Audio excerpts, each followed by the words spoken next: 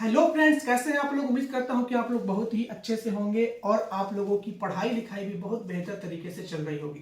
आज हम लोग सीखने वाले हैं क्लास 10 का एक छोटा सा टॉपिक, बेहतरीन सा टॉपिक। और ये टॉपिक काफी बच्चों को परेशान करता है, तो आज ये परेशानी खत्म हो जाएगी क्योंकि आज हम लोग सीखने वाले हैं यूक्लिड विभाजन एल्गोरिथम, जो कि क्लास 10 का एक छोटा सा टॉपिक है। तो बिना किसी तरीके शुरू करते हैं। तो ये रहा आपका यूक्लिड विभाजन एल्गोरिथम। यूक्लिड विभाजन एल्गोरिथम क्या होता है उसके बारे में थोड़ा सा समझ लेते हैं। देखिए, इसका एक छोटा सा नियम है, वो क्या होता है, ए बराबर बी क्यू प्लस का आर। अब इसका मतलब तो आप लोग को समझ में नहीं आया होगा, लेकिन इसका मतलब होता है कि भाज्य बराबर भाजक गुणा भागफल और प्लस का शेषफल। ठीक है, यानी ए को हम भाज्य बोलेंगे, बी को हम भाजक बोलेंगे, क्यू को हम भागफल बोलेंगे और आर को हम शेषफल बोलेंगे। इसके बाद आपको एक और चीज पता होना चाहिए। सपोज मैंने बोला कि दो इसको भाग दीजिए, तो दो बार में जाएगा, दो दूना कितना होगा, 4। यहां पर कितना आ गया, 0। अब इसमें आप लोग को क्या समझना है, इसमें भाज्य किसको कहते हैं, भागफल किसको कहते हैं, भाजक किसको कहते हैं और शेषफल किसको कहते हैं। क्योंकि अगर यही नहीं पता रहेगा तो आप फिर यूक्लिड विभाजन एल्गोरिथम नहीं बना सकते हो। ठीक है, तो इसमें देखिए, ये जो आपको नीचे साइड में जो बच जाता है इसको हम क्या कहते हैं, शेषफल। इसको हम शेषफल कहेंगे। इधर साइड वाला को हम कहते हैं भागफल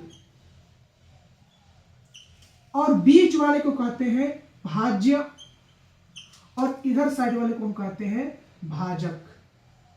ठीक है, तो ये आपको पता होना चाहिए। अगर नहीं पता है तो अभी इसको जान लीजिए, इसको बेहतरीन तरीके से याद कर लीजिए। नहीं पता रहेगा तो नहीं बनेगा। ठीक है, अब हम लोग चलते हैं थोड़ा सा सवाल की हो। सवाल में बोला कि 135 और 225 का एचसीएफ ज्ञात कीजिए, और वो भी यूक्लिड विभाजन एल्गोरिथम का प्रयोग करके। तो चलिए शुरू करते हैं। तो करने से पहले अगर कोई भी मैथ का आप सवाल बना रहे हो तो हल लिखना बहुत ही जरूरी होता है। तो सबसे पहले क्या लिखेंगे, हम यहाँ पर हल लिखेंगे।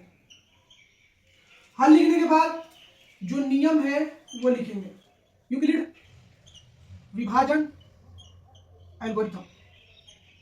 यूक्लिड विभाजन एल्गोरिथम, ठीक है। क्या होता है इसका फॉर्मूला, आपको मैंने अभी बताया कि ए बराबर बी क्यू प्लस का आर। इसको हिंदी में बताया कि भाज्य बराबर भाजक गुणे भागफल प्लस में शेषफल। आप चाहो तो हिंदी में लिख सकते हो, आप चाहो तो इस तरीके से भी लिख सकते हो। अब आपको क्या करना है, अब आपको इससे और इसमें भाग देना है। तो 135 और इसमें भाग देना है, 225 में भाग देना है। जब तक 0 नहीं आ जाए तब तक आपको भाग देते ही रहना है।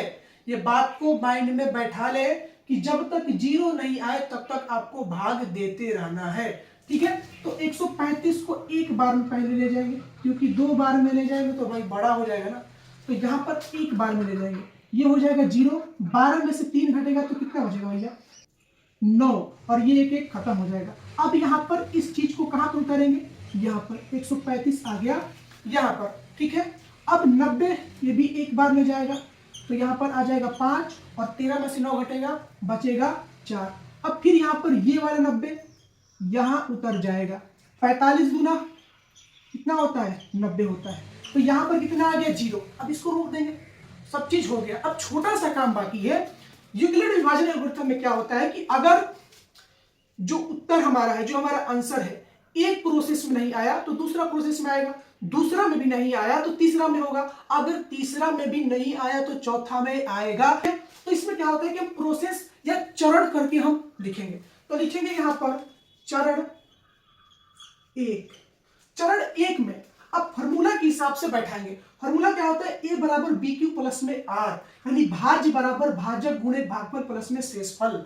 तो भाज्य हमारा कितना है जी, 225 है, बराबर बी हमारा कितना है, भाजक, ये हमारा कितना है, 135। क्यू हमारा कितना हो जाएगा, तो 1 हो जाएगा, और प्लस में आर, इस इतना का जब हम भाग किए तो शेषफल कितना आया, 90 आया। तो ये हमारा एक चरण हो गया। क्या एक चरण में 0 आया, आप बोलेंगे नहीं आया, तो आगे बढ़ेंगे। अब क्या लिखेंगे, चरण नंबर 2 लिखेंगे। तो चरण नंबर 2 में जो हमारा भाज्य होगा वो होगा 135, भाजक होगा 90, भागफल होगा 1, प्लस में शेषफल कितना आया, 45 आया। ठीक है, तो अभी भी 0 नहीं आया। अब चरण नंबर कितना में चलेंगे, चरण नंबर 3 में चलेंगे। भाज्य बराबर कितना है हमारा 90 है, ठीक है। भाजक कितना है 45 है, गुणा भागफल कितना है जी तो 2 है, और प्लस में शेषफल कितना आ गया 0 आ गया। तो जब शेषफल 0 आ गया तो देखिए ध्यान से, इधर से 3 गिनेंगे, ये 1, ये 2 और ये 3, यानी कि जो 45 है यही हमारा एचसीएफ होगा, ठीक है।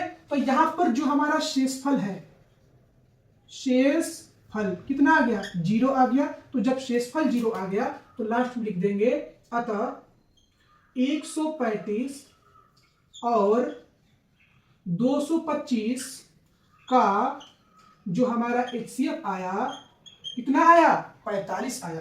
तो यहां पर कितना लिख देंगे 45। तो इस प्रकार से आप किसी भी सवाल को यूक्लिड विभाजन एल्गोरिथम से एचसीएफ निकाल सकते हो। ये बहुत ही बेहतरीन सा टेक्निक है।